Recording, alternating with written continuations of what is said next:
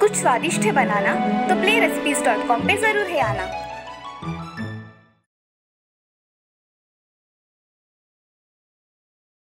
एक सुंदरपुर नाम के गांव में शारदा अपने दोनों बच्चों के साथ रहा करती थी। शारदा का पति गुजर जाने के बाद शारदा ने अपने बच्चों की अच्छी तरह से देखभाल की थी। शारदा का बड़ा बेटा संजय शहर में नौकरी किया करता था।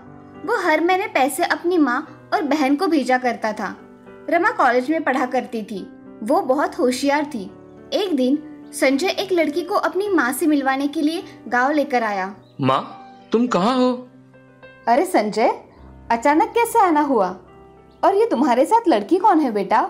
माँ, ये सरला है। मैं और सरला एक ही ऑफिस में काम करते हैं।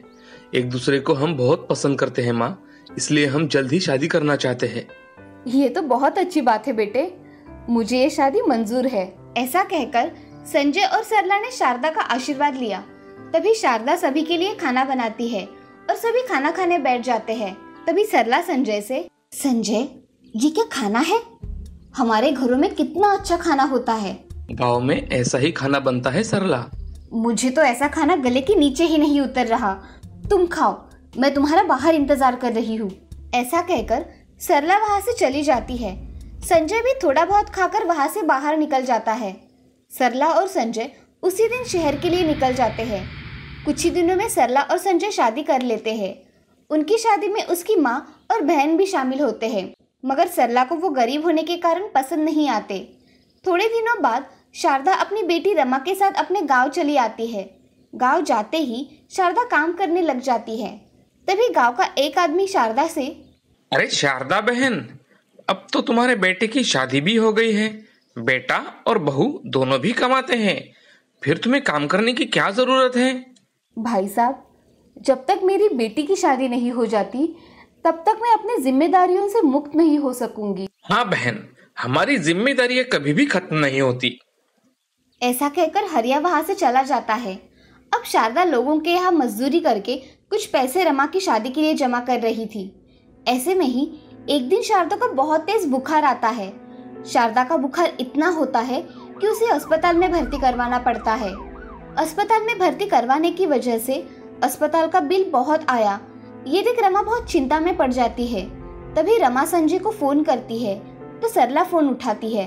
हेलो भैया, मैं रमा बोल रही हूँ। मैं सरला बोल रही हूँ रमा। कहो, कैसे फोन किया था? भाभी, माँ को बहुत तेज बुखार है, उन्हें अस्पताल में भर्ती करवाया है। अगर आप भैया को बताएगी तो वो मेरी कुछ मदद कर देंगे। यहाँ तुम्हें क्या धर्मशाला दिखाई दे रही है क्या? जब चाहा तब फोन करके पैसे मांग रही हो। मेरा ऐसा कहने का मतलब नहीं था भाभी।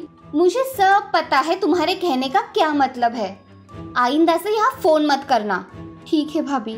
ऐसा कहकर सरला फोन रख देती है और रमा को मन ही मन बहुत कोसती है।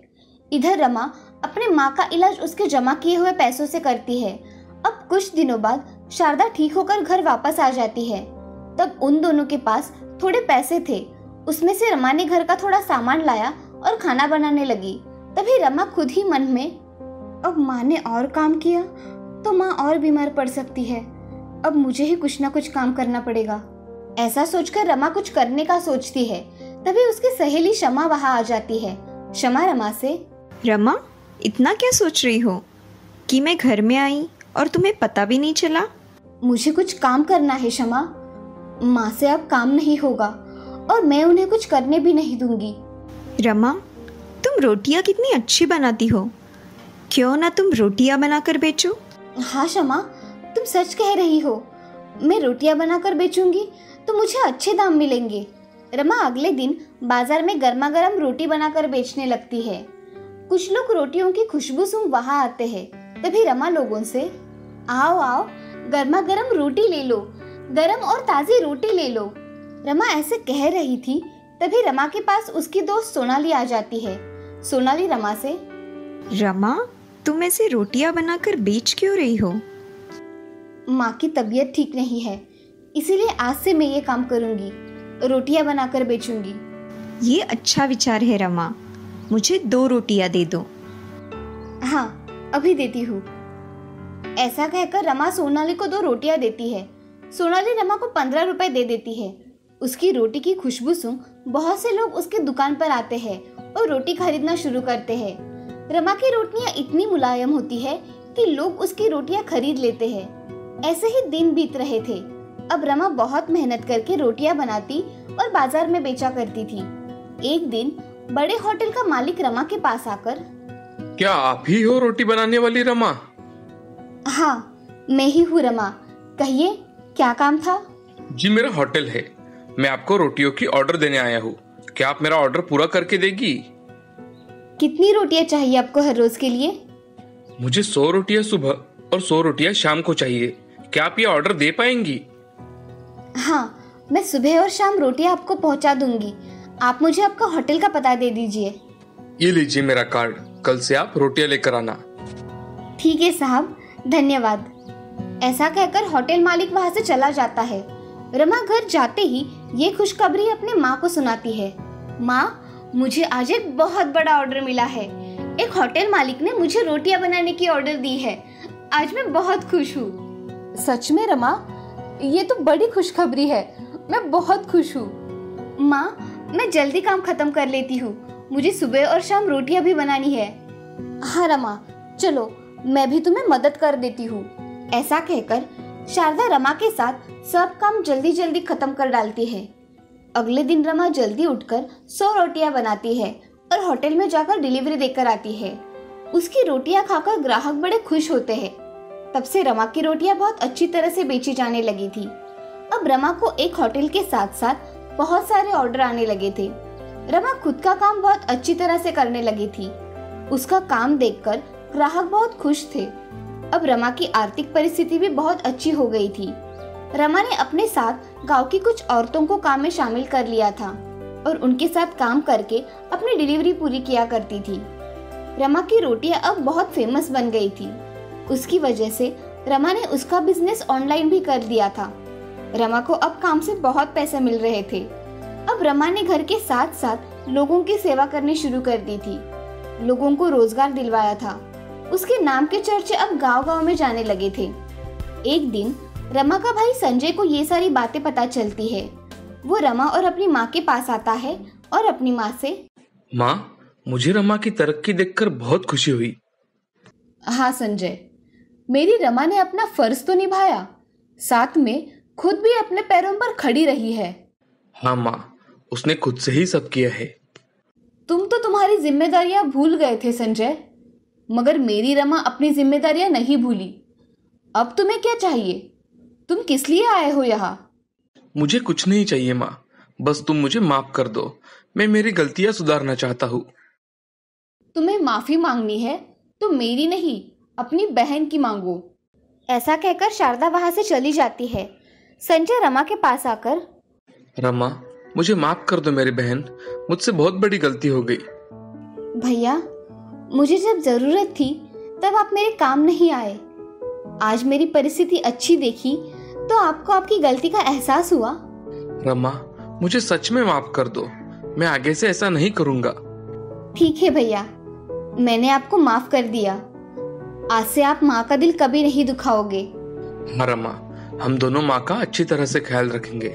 रमा, तुमने मुझे माफ तो किया ना? हाँ भैया। ऐसा कहकर संजय और रमा गले लग जाते हैं। ये सब देख शारदा के आंखों में आंसू आ जाते हैं।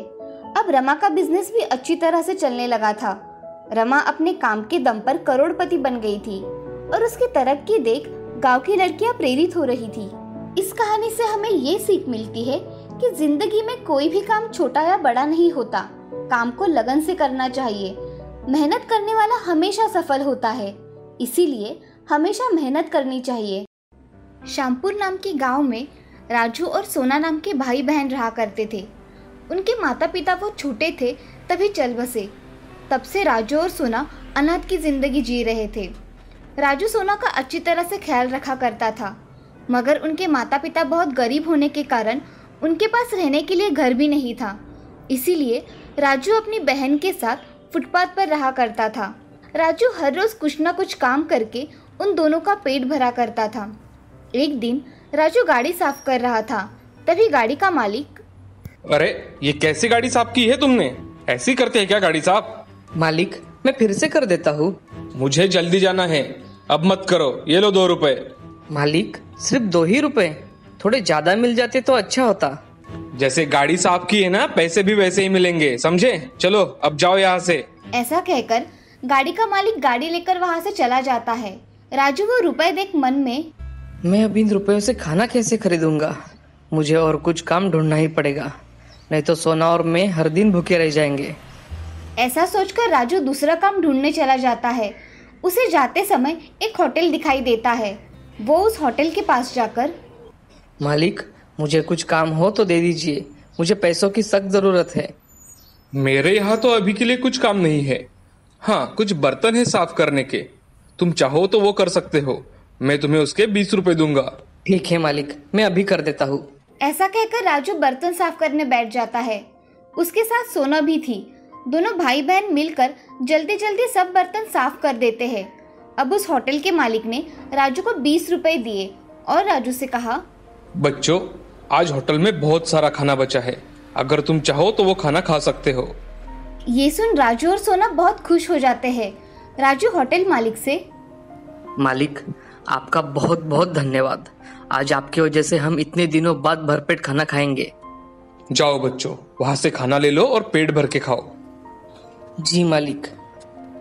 ऐसा कहकर राजू और सोना खाना खाने चले जाते हैं। खाने के अच्छे पकवान देखकर राजू और सोना पेट भर के खाना खाते हैं। कुछ समय बाद दोनों भाई बहन वहां से चले जाते हैं। अब राजू और सोना कभी होटल में तो कभी रास्ते में जो भी काम मिले वो काम किया कर लेते थे। एक दिन राजू को एक आदमी ने बुलाकर उसका बोझा उठाने के लिए कहा। तभी राजू उस आदमी के साथ चला गया। ये सारी बैग उठाकर वहाँ स्टेशन पर लेकर जाना है, क्या तुम उठा पाओगे? हाँ साहब, मैं उठा लूंगा। राजू सारी बैग्स उठाकर स्टेशन की ओर चला जाता है। वो आदमी भी उसके पीछे स्टेशन की ओर आता है। तभी दोपहर हो जाती है। राजू बैग्स रखे उस आदमी से, साहब, ये आपका सामान मैंने यहाँ रख दिया है। ये लो तुम्हारे पैसे। जी धन्यवाद साहब। राजू पैसे लेकर वहाँ से चला जाता है। तभी उसे स्टेशन पर एक कपल दिखाई देता है। उनके पास एक बच्ची थी। वो कुछ खाने के लिए जिद कर रही थी। उस औरत ने उस बच्ची का हट पूरा करने के लिए उसे खाने की चीजें दिला दी और जो चीजें हाथ में थी उसे फेंक दिया। उसे देख राजू, जिसको भूख लगी है उसे भगवान नहीं देता, और जिसके पास बहुत सारा है उसे उसकी कदर नहीं होती। ऐसा मन में सोच राजू वहाँ से चला जाता है। तभी उसे उसकी बहन सोना की याद आती है और वो अपनी बहन के लिए कुछ खाने के लिए चीजें खरीदता है और जाने के लिए निकलता है। सामने से एक बड़ी गाड़ी बहुत जोर से आती है और फुटपाथ पे खड़े राजू से टकराती है। राजू जोर से टकराने की वजह से बेहोश हो जाता है। जब उसे होश आता है तो वो अस्पताल में होता है। वो देखता है कि उसके पास कोई सूरज नाम का आदमी खड़ा था। राजू उस आदमी से, मैं यहाँ कैसे आ गया? मेरे ऊपर एक गाड़ी बहुत तेजी से आई और मेरा एक्सीडेंट हुआ था। फिर मैं यहाँ अस्पताल में कैसे आया? वो गाड़ी मेरी ही थी, मेरी वजह से ही तुम्हारी ये हालत हुई है। मैं अस्पताल का बिल भर दूंगा, तुम चिंता मत करो। और मेरी बहन कहाँ है? मुझे कुछ नहीं पता। तुम्हें आज डिस्चार्ज मिल जाएगा, तब तुम घर जा सकते हो। मेरे पैर को क्या हुआ है? एक्सीडेंट में तुम्हारा पैर चला गया है। अब तुम बैसाखी के सहारे ही चल सकते हो राजू। ये सुन राजू जोर जोर से रोने लगा। तभी सूरज राजू से, बेटे, तुम पहले रोना बंद करो। चलो, मैं तुम्हें तुम्हारे घर छोड़ देता हूँ। कहाँ है तुम्हारा घर? हमारा कोई घर नहीं है साहब। फिर तुम कहाँ रहते हो? हम तो फुटपाथ पर ही रहते हैं साहब। अच्छा चलो, मैं तुम्हारी बहन के पास तुम्हें छोड़ देता हूँ। राजू उस आदमी के साथ चला जाता है। राजू को पता था कि उसकी बहन कहाँ होगी। वो सूरज से, साहब, आप मुझे उस मंदिर में छोड़ दीजिए, मेरी बहन वहाँ होगी। ठीक है। ऐसा कहकर सूरज राजू को मंदिर के यहाँ छोड़ देता है और वहाँ से चला जाता है। सोना राजू को अपाहिज देख बहुत रोने लगती है और राजू से, भैया, हमेशा गरीबों के साथ ही अन्याय क्यों होता है? आज तुमने जो गुनाह किया नहीं उसकी सजा तुम्हें मिली है। ऐसा कहकर सोना बहुत रोने लगती है। तभी राजू सोना से, सोना, ऐसा कुछ नहीं है। भगवान के घर देर है अंधेर नहीं। चलो हम वहाँ बैठकर कुछ खाना खाते हैं। सोना और राजू एक जगह बैठ जाते हैं और कुछ खाना खा लेते हैं। अब राजू सोना से, सोना देखो, अब मुझसे कुछ काम नहीं हो पाएगा तो हम इस मंदिर के बाहर भीख मांगा करेंगे, जिससे अभी के लिए हम दोनों का गुजारा हो जाएगा। ठीक है भैया। अब राजू और सोना मंदिर में उस दिन से भीख मांगते थे। अब ऐसे ही बहुत दिन बीत जाते हैं। कोई उन्हें पैसे देता था तो कोई उन्हें खाने की चीजें दिया करता था। ये देख राजू और सोना खुश हुआ करते थे। अब ऐसे ही उन दोनों के दिन बीत रहे थे। तभी एक दिन एक आलीशान गाड़ी मंदिर के सामने आकर रुकी और उसमें से एक औरत बाहर आई। वो मंदिर में पूजा करने के लिए चली जाती है। थोड़ी देर बाद वो औरत मंदिर के बाहर आ जाती है। तभी उसकी नजर राजू और सोना पर पड़ती है। उन्हें देखकर वो अपने बैग में से रोटी निकालकर उनके सामने फेंकती है। तभी सोना गुस्से में उस औरत से, मैडम, आपको रोटी देनी है तो हाथ में दो, ऐसे फेंको मत, इससे रोटी खाने के काम की नहीं रहेगी। ए भिखारन, मुझे मत सिखा मुझे क्या करना है और क्या नहीं। मुझे लगा तो मैं हाथ में दूंगी वरना फेंक दूंगी, समझी? मैडम जी, इतना घमंड अच्छा नहीं है। तू मुझे समझाएगी कि किसे घमंड है? रुक, तुझे अभी बताती हूँ। इतनी सी है मगर मुझे सिखा रही है। ऐसा कहकर वो औरत सोना को मारने लगी। तभी सोना, मुझे मत मारिए मैडम, मैंने कुछ नहीं किया। मुझसे जबान लड़ाती है? रुक, तुझे अभी बताती हूँ। ऐसा कहकर औरत उसे बहुत मारने लगी। तभी राजू उनके बीच में आ जाता है और राजू उस औरत से, मैडम, उसे मत मारिए, उसने कुछ नहीं किया। उसकी ओर से मैं आपसे माफी मांगता हूँ। तुम मुझे समझदार लग रहे हो। मैडम, आप उसे छोड़ दीजिए। तभी उस औरत ने सोना को छोड़ दिया। तभी राजू उस औरत से, मैडम, हम गरीब हैं, मगर आप हमें ऐसा कुछ भी मत कहिए। वो रोटी अपने जमीन पर फेंक दी इसलिए मेरी बहन ने आपसे कहा, वरना वो किसके मुंह नहीं लगती। इसे बोलने का तरीका ही नहीं है। मैडम, आपकी जो ये कार है ना, इस कार के मालिक ने मेरे शरीर पर गाड़ी चलाकर मुझे अपाहिज बना दिया और आज मैं काम करने के काबिल नहीं रहा, और आप हमसे ही कह रही है। औरत उसकी बातें सुन चुप हो जाती है और उसे उसकी गलती का एहसास होता है। और वो औरत राजू से, राजू, मेरे पति ने मुझे बताया था कि उनके हाथों एक गरीब बच्चे की टांगे चली गई। मैंने तुम्हें बहुत ढूंढा मगर तुम मुझे आज मिल रहे हो। मैं अपने पति के पापों का प्रायश्चित करना चाहती हूँ, इसीलिए तुम मेरे साथ मेरे घर चलो और वहाँ हमेशा के लिए रहो। मैडम, आप इस बात को जानती हैं और आपको हमारी दया आई, यही बहुत है मेरे लिए। ऐसा कहकर राजू और सोना वहाँ से जाने के लिए निकलते हैं। तभी औरत उन दोनों से, बच्चों, मुझे माफ कर दो, मैंने तुमसे बहुत बुरा बर्ताव किया, कृपया मुझे माफ कर दो और मेरे साथ मेरे घर चलो। आप माफी मत मांगिए मैडम, हम आपके साथ आने के लिए तैयार हैं। ऐसा कहकर राजू और सोना एक दूसरे की ओर देखते हैं और उस औरत के साथ जाने के लिए तैयार हो जाते हैं। औरत उन्हें लेकर अपने घर चली आती है। अब दोनों उस घर में बहुत खुशी खुशी रहने लगते हैं। वो औरत भी उन्हें अपने बच्चों की तरह पाला करती थी। ये देख राजू और सोना बहुत खुश थे। गरीब की भूख बहुत अलग होती है, वैसे ही अमीर लोगों की भूख अलग होती है। उनके पास पर्याप्त भोजन होने के कारण वो फेंक देते हैं, मगर गरीब को अगर भूख लगे तो उन्हें खाने के लिए 2 वक्त की रोटी भी नहीं मिलती।